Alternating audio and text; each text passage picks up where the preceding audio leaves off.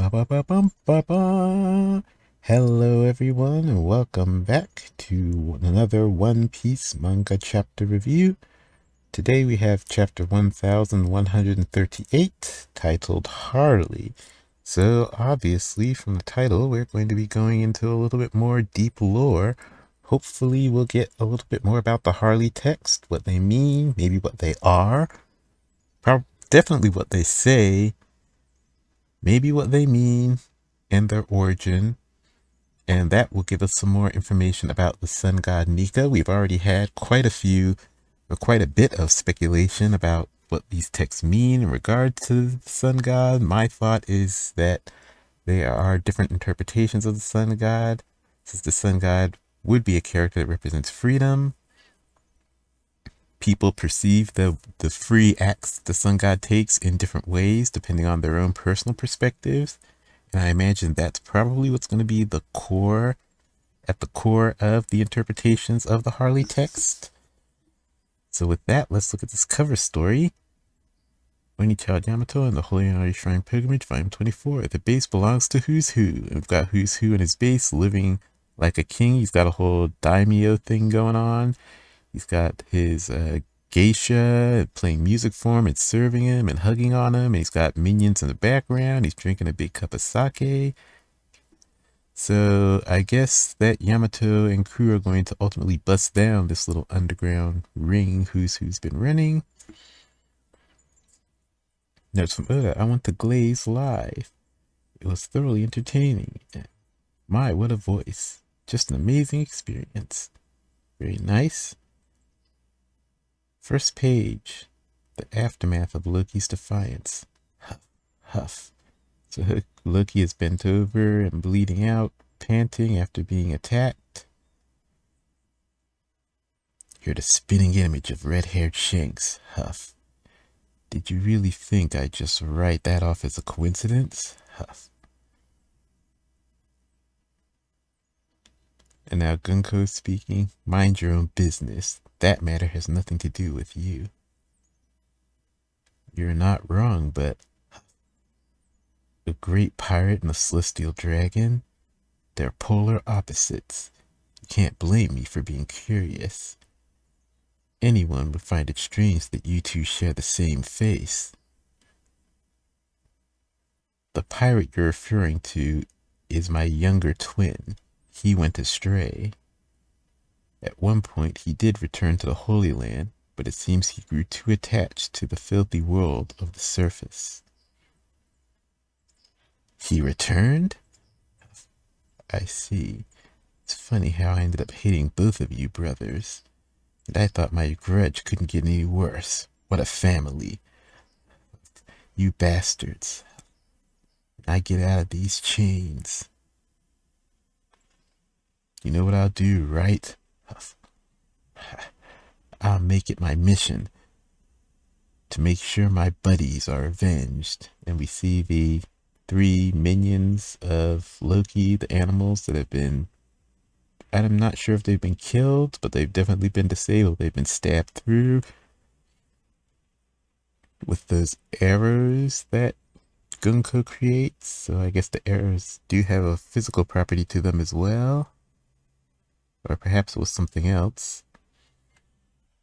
Was that supposed to be a threat? Captain, you don't have to. I know. He isn't worth getting my hands dirty over. And we have Shamrock drawing his blade. Isn't that right? Cerberus. Woof. And Shamrock's blade spawns 3 black dog heads. That's a really big. Cerberus.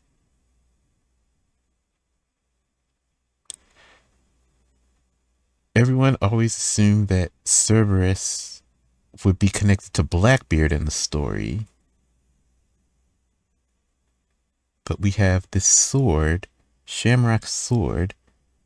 So is this a sword that ate a devil fruit? A sword that ate the dog fruit model, mythical dog fruit model Cerberus? And if that's the case, is since Cerberus, theoretically people have connected Cerberus to Blackbeard because they assume that Blackbeard will ultimately have 3 devil fruits, one for each type of devil fruit. Blackbeard's head, Blackbeard's Jolly Roger has 3 skulls on it. Blackbeard carries 3 pistols. The number 3 surrounds Blackbeard. So people naturally assumed that Cerberus would be related. They thought maybe there was a Cerberus devil fruit and that Blackbeard would get that as his zone devil fruit. Since currently he has a Paramecia and a Logia devil fruit, which means he needs a zone. So if that is Cerberus, the Cerberus devil fruit that Shamrock has, then the question is, will that sword or that devil fruit ultimately end up in Blackbeard's possession? Because Blackbeard, well, of course, he has his crew out there as devil fruit hunters. They're hunting powerful and rare devil fruits. And if that is the mythical Cerberus devil fruit in Shamrock's sword, then that is a target for Blackbeard if Blackbeard is to have that Cerberus devil fruit. I've always felt kind of 50-50 on the theory, but I mean, thematically it would make sense. Also, I wouldn't be very upset if Oda didn't go that route with Blackbeard, and maybe he doesn't get a 3rd devil fruit, or his 3rd devil fruit is not a zone type.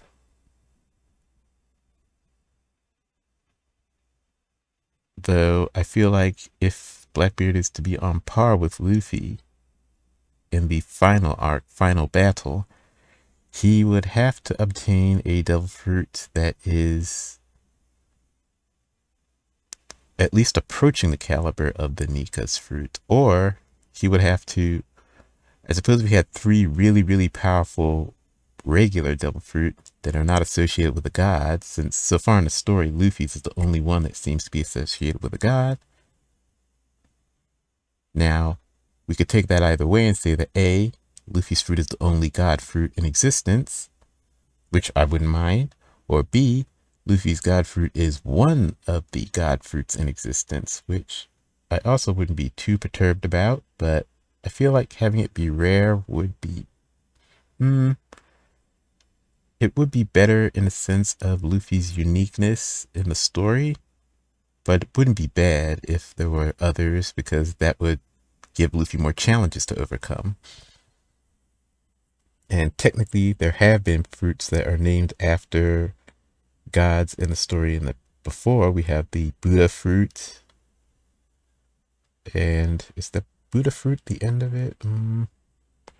Off the top of my head, the Buddha fruit is the only one I can think of, but there are fruits that have been associated with high beings before, even though the Buddha fruit hasn't been shown to be super special so far. But let's hop right back into the story. So Shamrock's sword is transforming. The 3 dog heads are sprouting from the sword. Growl, woof. Loki is surprised. Growl. The sword continues transforming. Raf, aru, growl, raf. Cerberus. And we got a nice little name card for Cerberus. And a nice panel of Shamrock pointing his sword and Cerberus springing forth from it. It's got 3 spiked collars. What the hell is that? Huff. Shink. It's my biting blade. What's with this creepy thing? And so from each of the 3 dogs' heads, a sword springs from the mouth of each of the 3 dogs.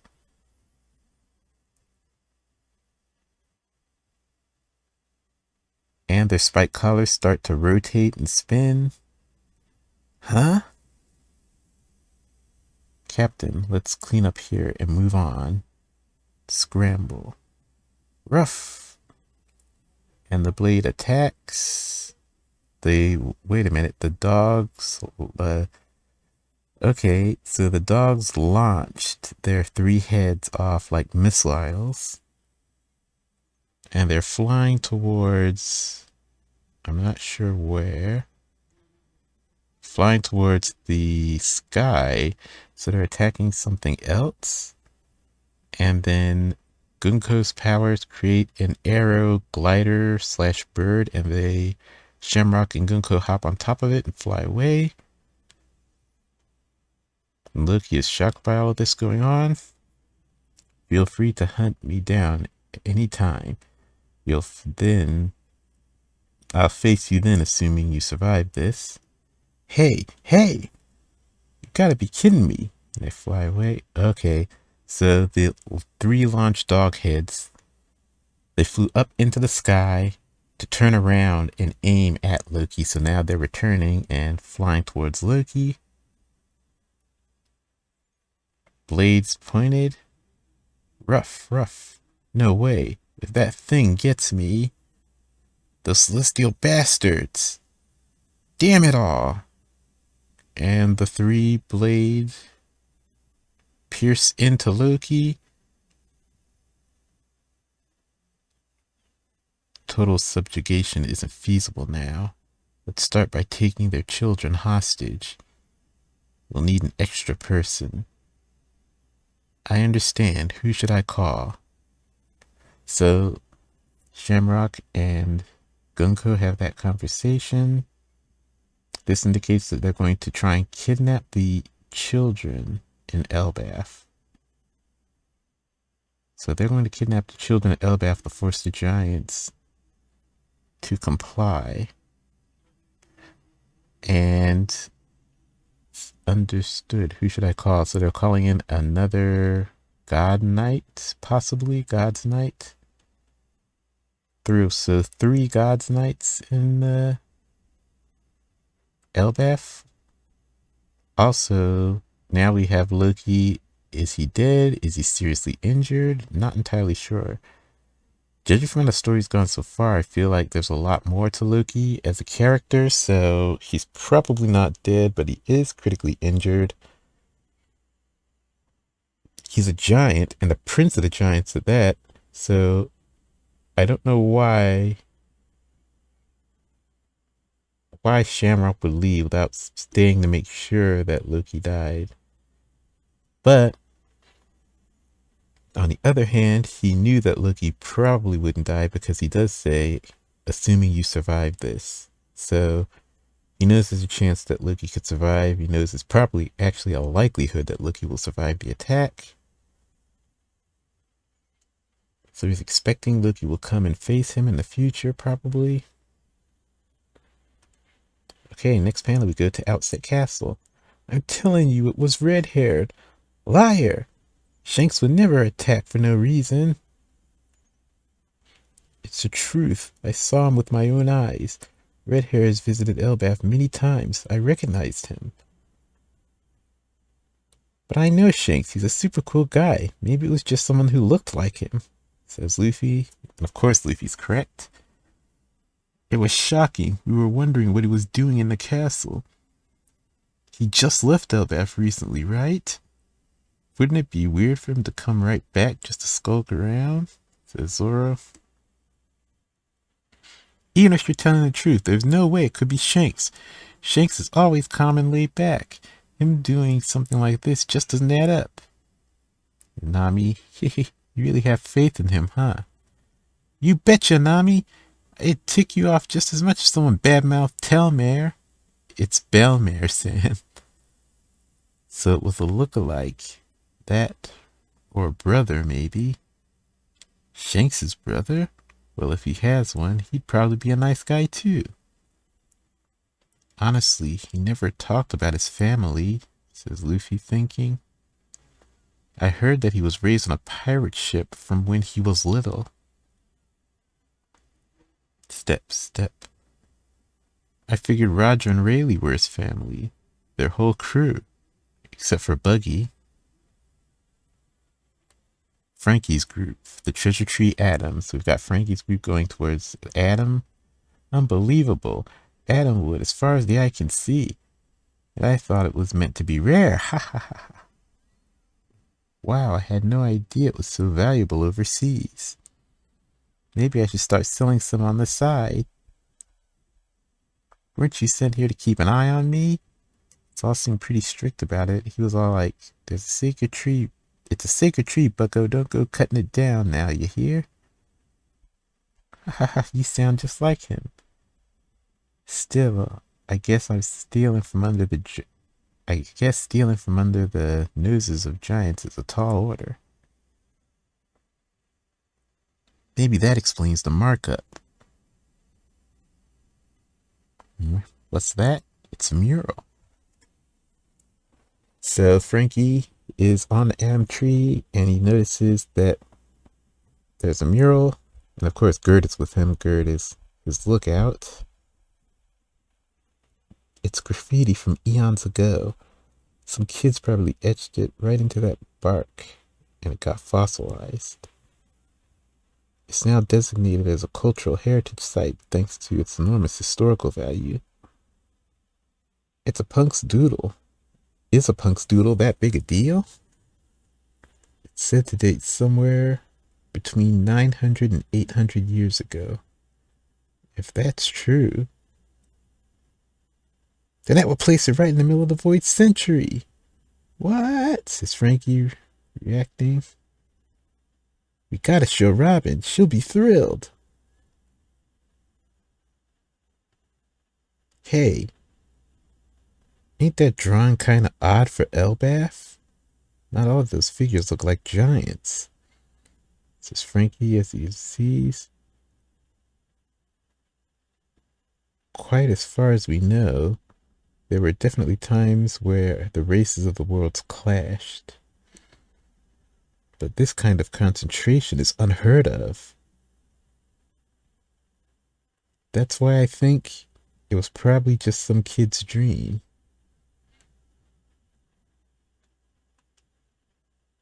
So we've got just tiny glimpses here. We've got a figure that kind of looks like royalty. They definitely have a crown on their head, and I'm not sure if that's a tail or a cape attached to the crown, or maybe that's hair. And they have a sort of what looks like it might be a feathered skirt. Then we have another one that's horned, a horned figure with a mask on. It almost kind of looks like Emeth from Elbaf, or not Elbaf, Emeth from Egghead, but maybe not. Also wearing a different style of skirt. It almost looks like Anubis style clothing. We've got another figure. This one just kind of looks like a doodle of an animal, a humanoid animal with a sword. So could this figure maybe represent Minx? The figure in the middle perhaps represents Emeth. Maybe there's a robot race. And then the figure all the way on the right, I don't know. Could that be just a human? Could it be a Skypian? Could it be Eem? There are no wings, noticeable wings on the figure, so I guess we can rule out them being a sky person, I suppose. Okay, so next panel, we go back to the war school.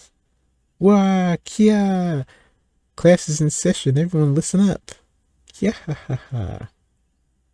Our library. So this is the Harley. Yep. Whoa, it's so big and old, says Chopper. Wah, giant dust. We've got Saul showing Robin a copy of the Harley text. This pretty tome here preserved many of the rich myths and legends of Elbaf, though it spawned countless interpretations too. Cough, cough. That's why all the warriors of Elbaf believe in very different versions of the sun god. And now we're going back to the giants partying. Ain't that the funniest thing you ever heard? Yeah, ha, ha, ha. May I read it? Of course. There it is. She. Narrative is split into 3 distinct sections. It's said that the third world refers to the present day, meaning it's a type of prophecy. Mind you, legends of Nika have spread silently all over the world. The only thing they all have in common is that he appears with a booming laugh to this beat. Dun to to to, dun to to. I'll read it aloud then. The first world. The earth is engulfed in flame, and the hearts of men. So, as Robin is reading, you have Chopper looking on, and a shot of Frankie at the Atom Tree looking over that drawing still. Oh boy, this is massive lore in this panel. We get the fully zoomed out image of the mural that Frankie is looking at, and it is really, it's ornate and chock full of figures. We've got three text boxes up at the top to read, but let me just look at this. Massive. So we have the figures, a robotish figure, an animalish looking figure. We've got kings. We've got the sun symbol. The sun symbol that... Okay. We've got mer people. So the one figure that I thought what looked like was wearing a feathered skirt was actually scales because they have a mermaid tail.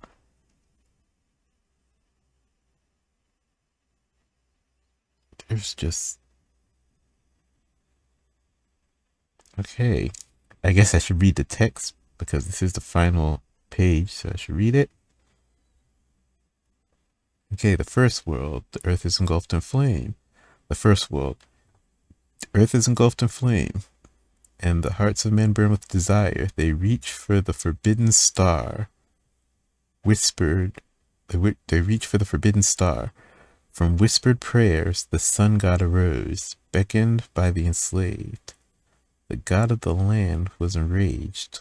With a serpent of fire, they cast the world into ruin. Darkness fell. Death reigned. They would not meet again. So, wait a minute. After reading this first world interpretation,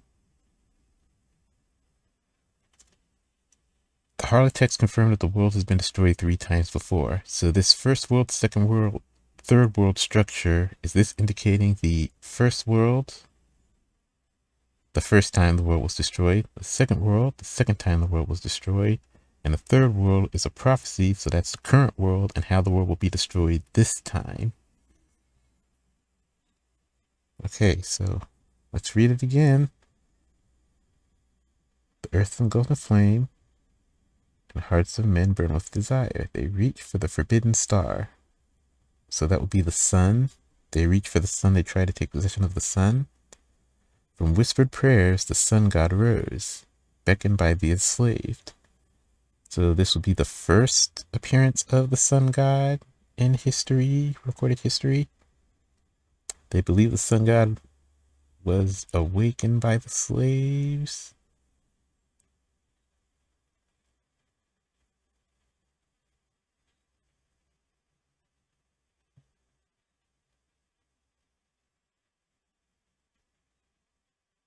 Yeah, the sun god awakened by the slaves, or maybe rose from the slaves, rose from among the ranks of the slaves. The god of the land was enraged. A serpent of fire they cast the world. With a serpent, the god of the land was enraged. With a serpent of fire they cast the world into ruin. Darkness fell, death reigned, they would not meet again. So the king of the world at that time summoned a serpent of fire.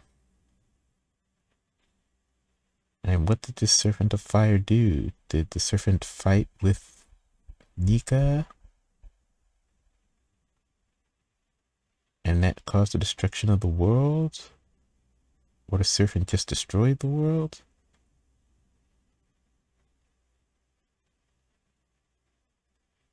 And death reigned, so was it a... Doesn't seem like it was a total extinction of humanity. Just sort of a dark age. And I guess the sun god and Nika would both well, not the sun god and Nika, the serpent of fire, and Nika would both disappear and would not meet again.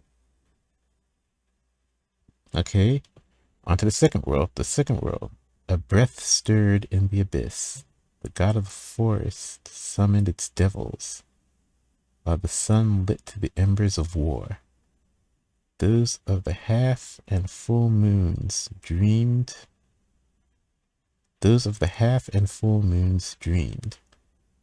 Yet the ones who slew the sun defied themselves, evoking the wrath of the sea god. They would not meet again. Okay, that's a huge drop. The wrath of the sea gods leaps out at me because that's devil fruits. When you eat a devil fruit, you incur the wrath of the sea god, which is why you become an enemy of the sea and you can no longer swim.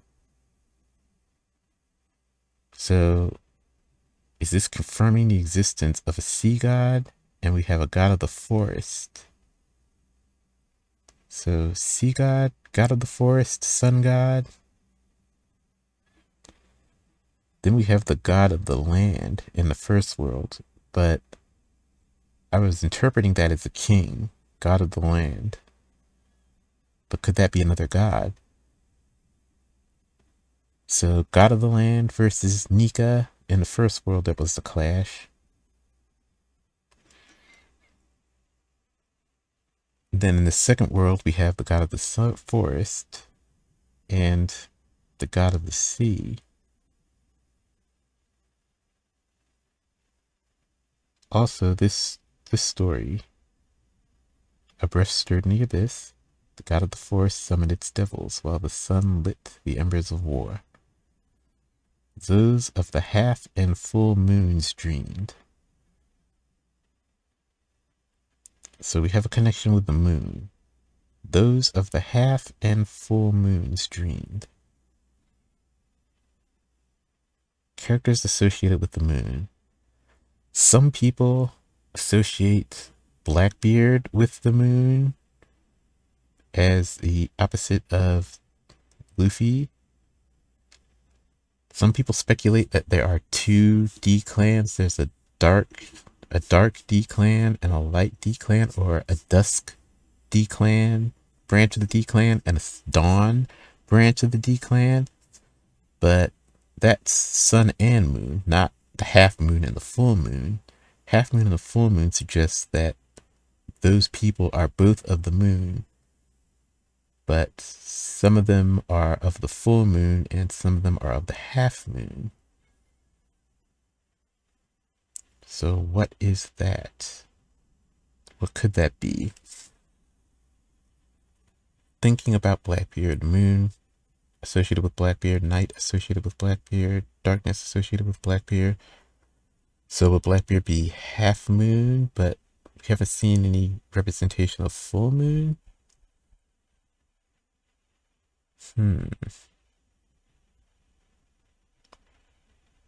Half moon, full moon.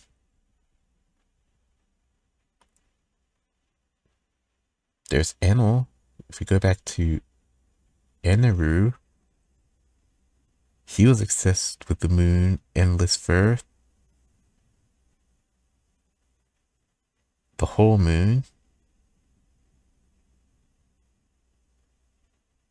But I don't know. There's no real connection that can be drawn between Enel and Blackbeard. So I guess maybe there's nothing there. Those of the half moon, half and full moon's dream. Also, the word dream is in there, which is very specific.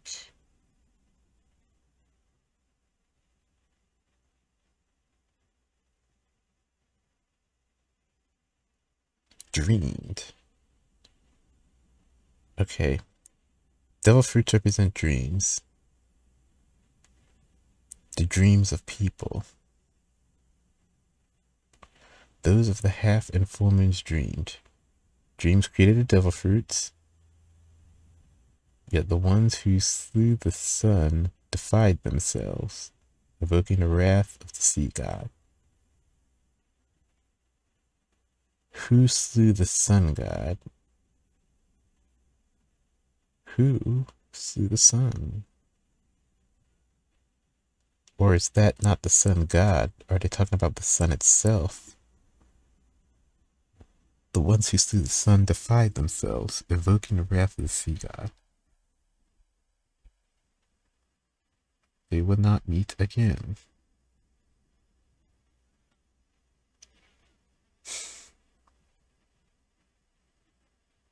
Okay.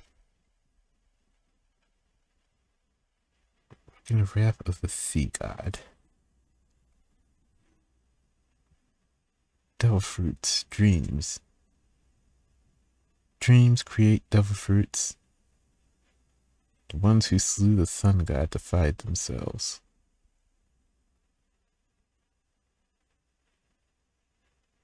Or deified themselves. Excuse me. Yes, they deified themselves. So the ones who slew the sun saw themselves as gods. That invoked the wrath of the sea god. So the ones who slew the sun god deified themselves. So the ones who defeated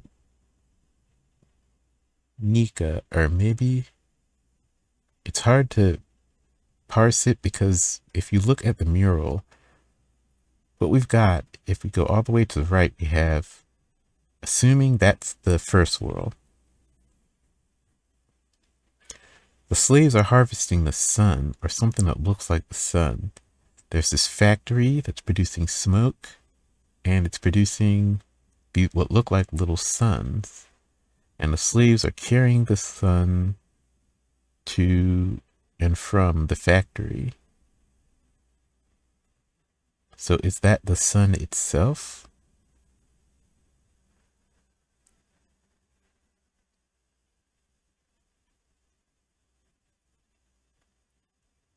So is that the sun that the legend is referring to when they talk about just the sun?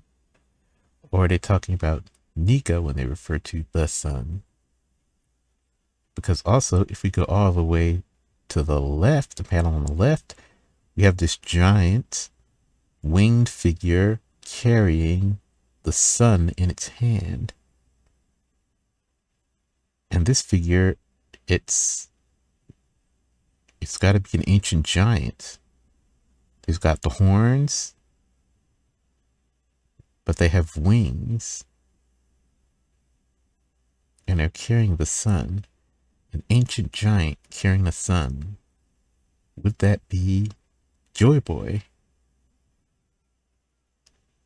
Assuming that Joy Boy was a giant, Joy Boy lived 900 years ago during the voice century. Joy Boy was an incarnation of the sun god.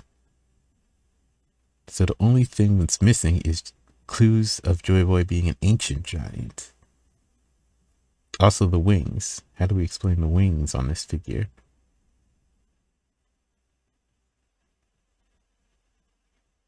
Could Joy Boy have also been...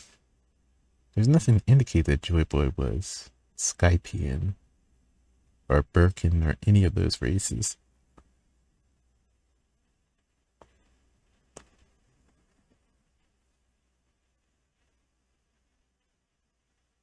Oh my.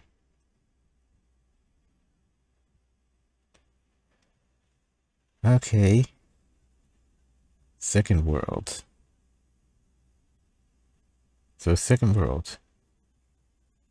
I'm going to try to see if I can kind of summarize. First world.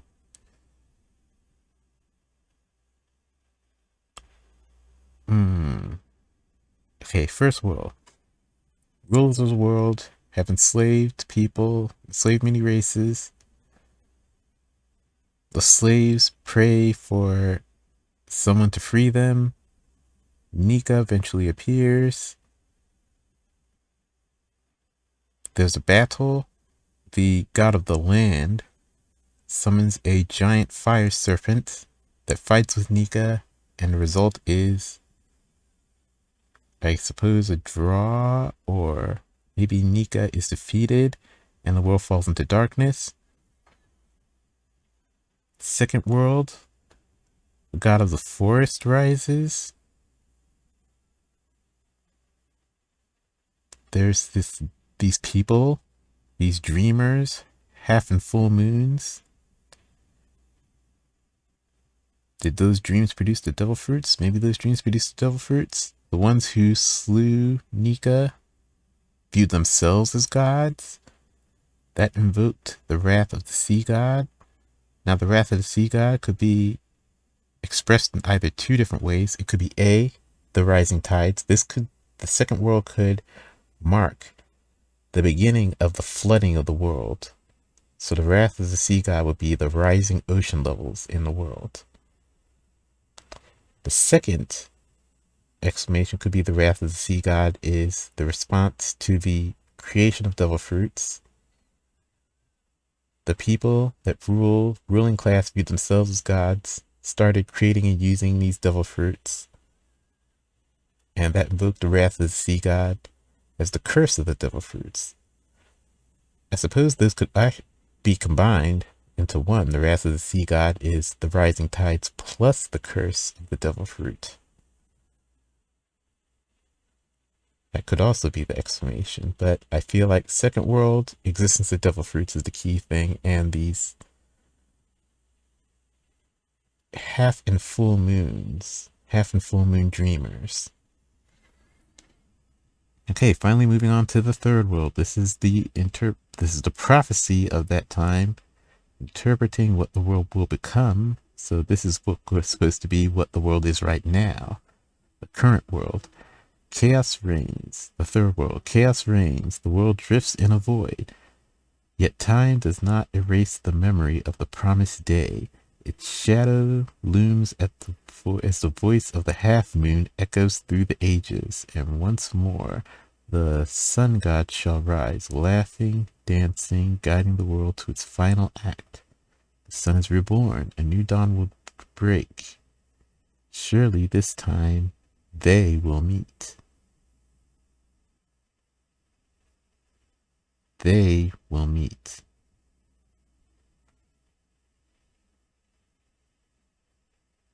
They will meet. Okay. So they... Okay. With the third world, we get something that recontextualizes the second world and the first world. When reading them alone, you interpret they would not meet again as the gods that fought would not meet again. Like the fire serpent and the sun god clashing in the first world. They would not meet again. The fire serpent and the sun god would not meet again. But that's not what it means. It means that there is someone that the sun god was destined to meet. And the sun god rose in the first world, did not meet that person. They did not meet again, or they would not meet again. And in the second world, the sun god rose again, or maybe the sun god didn't. The text doesn't indicate that the sun god rose, but it does mention the sun. But during the second world, they would not meet again. The sun god and this other figure. Then we get to the third world, which ends with, surely this time they will meet. Surely this time they will meet. Who is they? The sun god and who? Is this the sun god and enemy, or the sun god and an ally?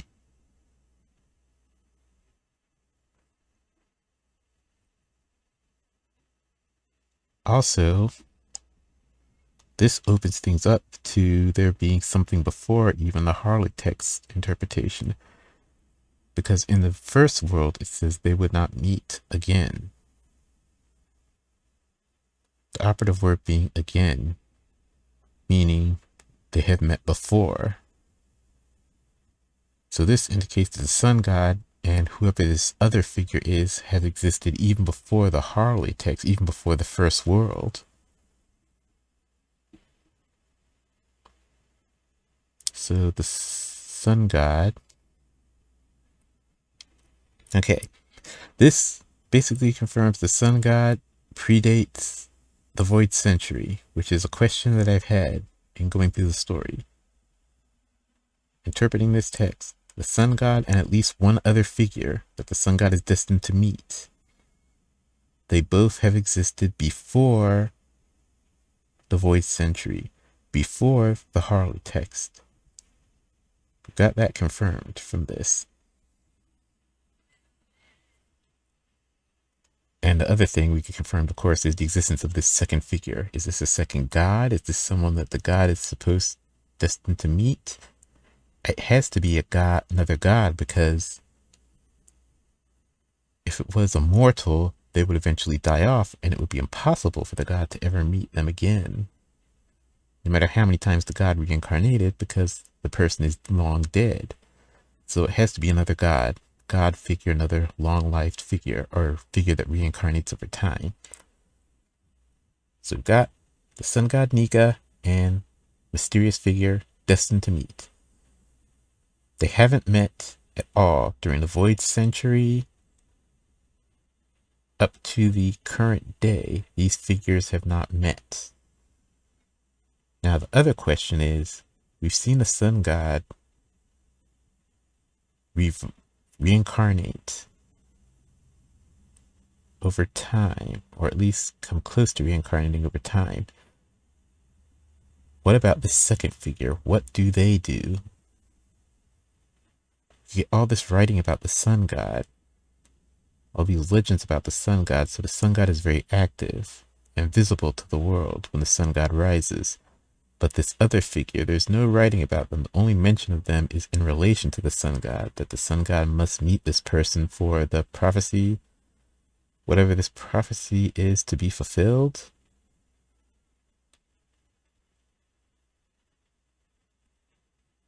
So the implication is the dawn will not break until the sun god meets this mysterious figure. Surely this time they will meet.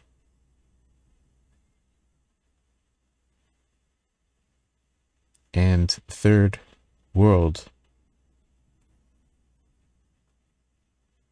also mentions the half moon. Its shadow looms as the voice of the half moon echoes through the ages. And once more. So the sun god is associated with the half moon. The voice of the half moon echoes through the ages.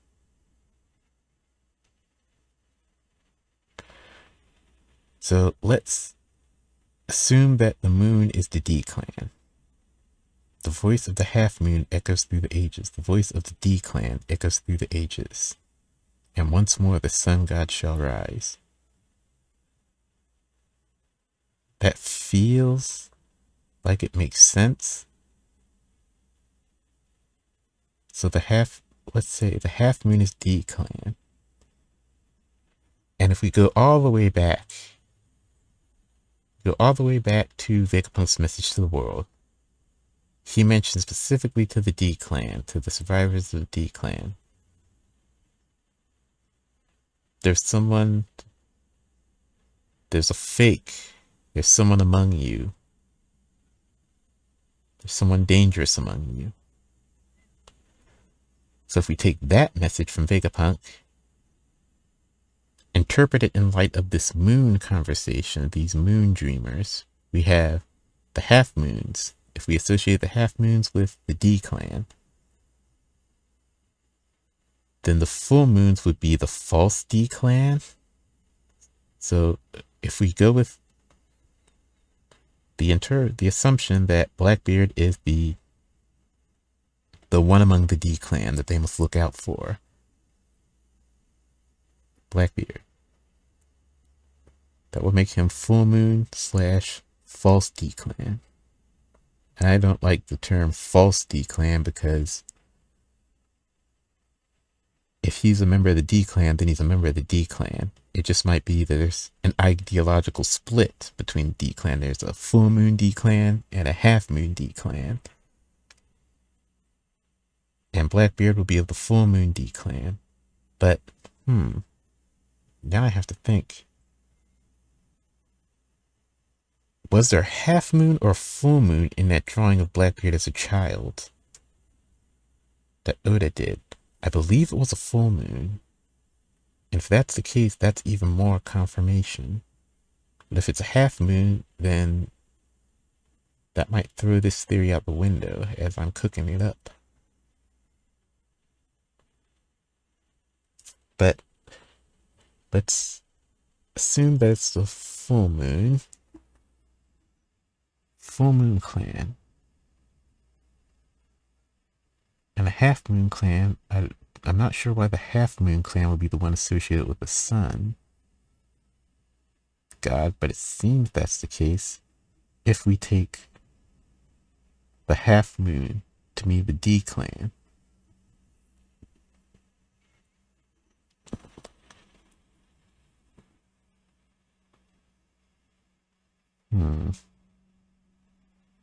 Those of the half and full moons dreamed. Half moon echoes through the ages once more. Or half moon echoes through the ages. And once more.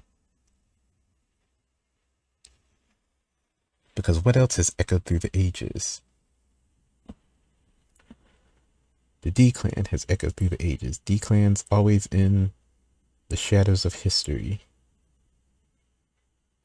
The Celestial Dragons have echoed through the ages. They are the descendants of the world nobles. They carry on the torch of all the previous rulers of the world. Even though we are to understand that at some point in the past, the Celestial Dragons took over from the previous rulers of the world, who may have been the Lunarians. And just mentioning the Lunarians, they are a race closely associated with the moon. And the Minks are also closely associated to the moon through their Sulong form. But that's opening an entirely new bag of worms. Or can of worms. But let's go back to Lunarians for a second. Let's assume that the Lunarians are the full moon clan. The Lunarians are the full moon clan. Which, if we go by their name, the entire name of the race is Lunarians.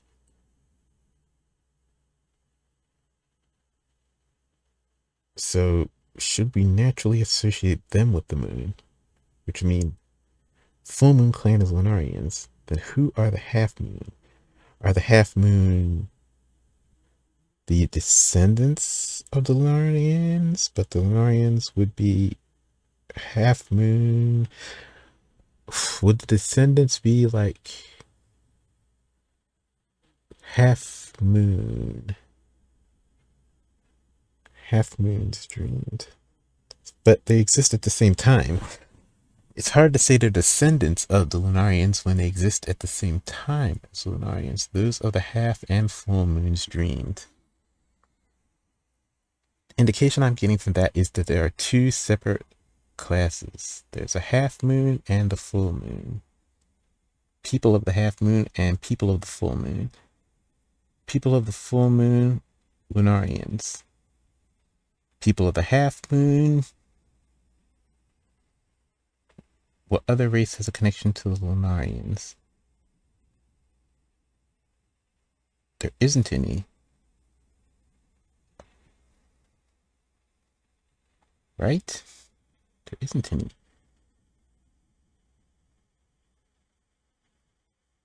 Unless, but then that doesn't even make sense either. But if there was something, a half Lunarian race, like the Buccaneers are half giants, if there was a half Lunarian race, they would be the half moon, but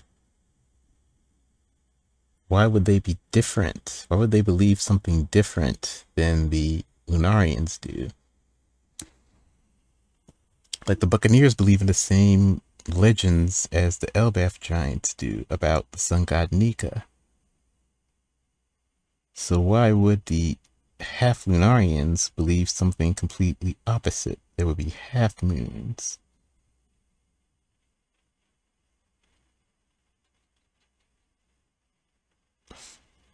Or maybe there's no distinction. Maybe there's no distinction that should be drawn there. It could just be that the half moons are just genetically different than the full moons, but ideologically they're the same. But if that was the case, why is it the voice of the half moon that echoes through the ages and not the voice of the moon, period? So with that, there does seem to be a distinction between the half and the full moons beyond just perhaps a genetic distinction. There must be an ideological distinction too, which is why they are mentioned separately, those of the half and full moons dreamed, not those of the moon dreamed, those distinctly of the half and full moons. So there's a line of demarcation there. There's two. There's the half moon and the full moon. And the mystery is, which moon do we connect it to? Or who do we connect the moon to? It could represent a split in the D clan. It could also represent a split among the Lunarians.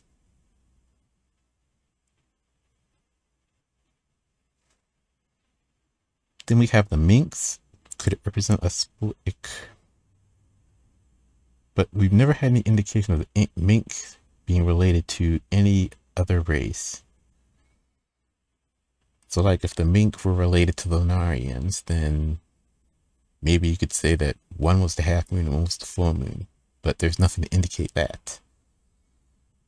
As we understand it so far, the Minks are completely separate, their own race. But this is a really big lore drop. This is, for history and story interpretation, this is, I would say, on the level of,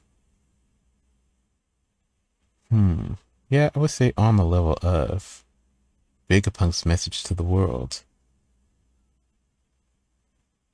I might even take it a little bit beyond the importance of Vegapunk's message to the world, because this kind of confirms things that, big questions that were left behind from Vegapunk's message, like how far back in the past can we go? How far back in the past did the sun god Nika exist? Did the sun god first rise during the Void Century or before? And with this, we get the confirmation that the sun god has existed before the Void Century, and that someone else has also existed before the World Century. Then we have the question of why the moon? Why is the moon at all associated with the sun god?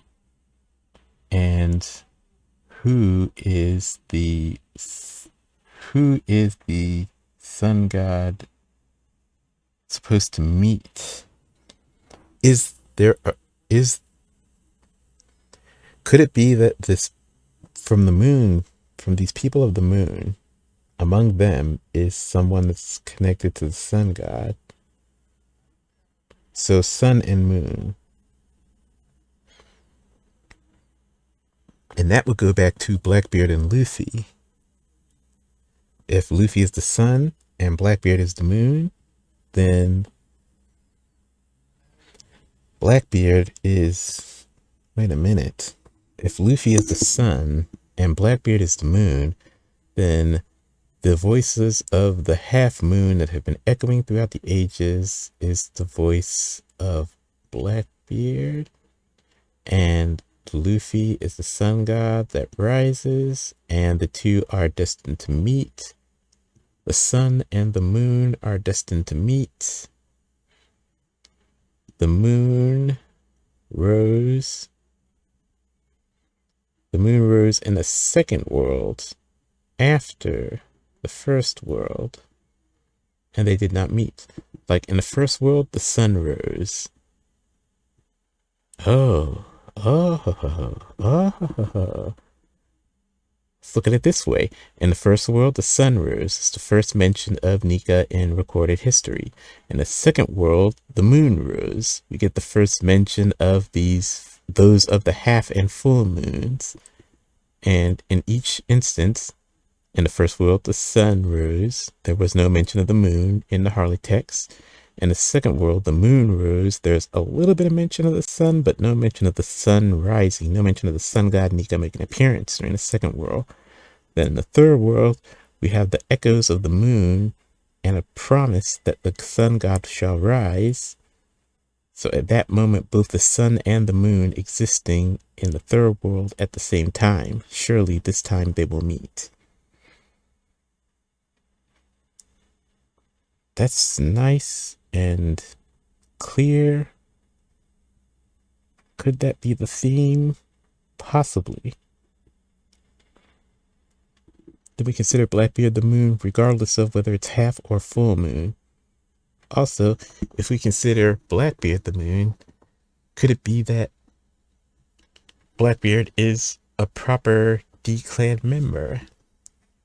He's not the D-Clan member that Vegapunk was warning about. But that doesn't make sense because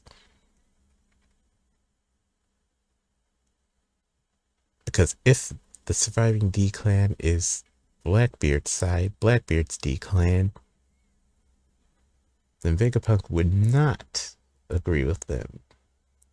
Vegapunk supports the sun god, so he would obviously be warning to the good D-Clan that someone among you is not good. He wouldn't be warning the bad guys that someone among you might be a spy. He'll be warning the good guys that someone among you might be a spy. So, taking Vegapunk's message, it has to be a warning about Blackbeard, like most likely Blackbeard, which singles Blackbeard out as the oddity in the D-Clan.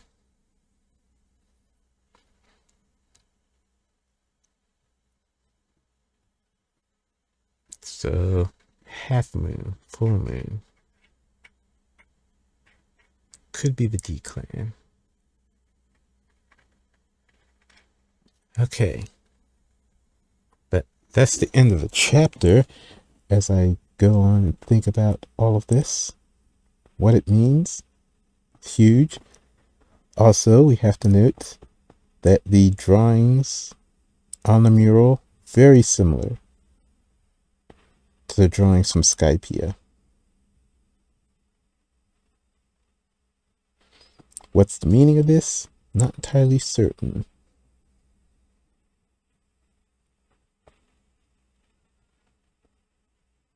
But I guess it makes sense because we have the moon.